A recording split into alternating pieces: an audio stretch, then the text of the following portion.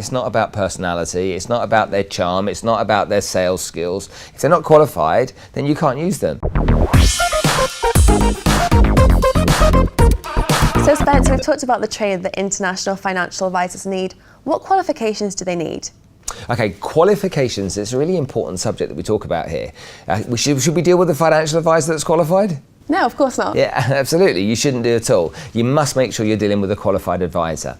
Now, if your advisor's a British advisor and is from the UK and is advising overseas, typically he will have adopted the Chartered Insurance Institute Professional Financial Advisors qualifications, okay, to a level 3 or a level 4 standard as a minimum, okay, and if not, he would have used the Chartered Institute of Securities and Investments and taken their international investment exams.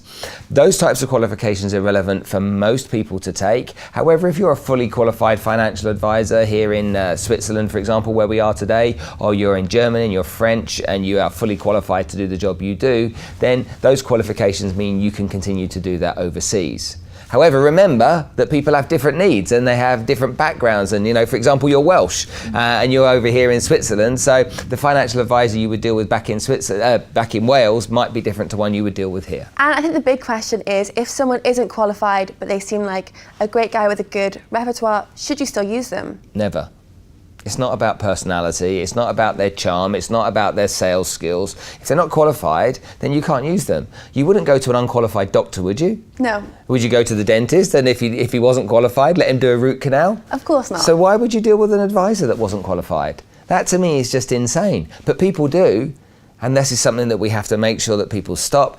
Financial advisors that are unqualified can get qualified if they want to. It doesn't mean they can't, they just choose not to. They can get qualified, they've got to retrain, they've got to make sure they pass their exams, they've got to do lots of CPD work, but they can if they want to. It's entirely up to them to make that choice. So you mentioned the doctor and the dentist, but if you go there, they've got normally a certificate hanging on the wall and you can clearly see that they are qualified. So what can you ask a financial advisor to see or to prove that they are qualified? First thing you ask is, what are your qualifications? Quite simply, what are your qualifications, where did you study, and how did you get qualified? Please may I see some evidence of those qualifications.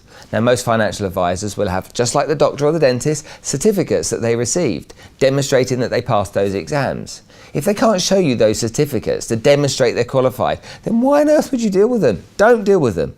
If they've got the qualifications, they'll be able to prove it. If they haven't, they'll try and fob you off with some weak excuse as to why they've lost it or misplaced it or why they don't have it or why it's not relevant. Don't be sold by that kind of stuff. It's important that you make sure you deal with somebody who's highly qualified.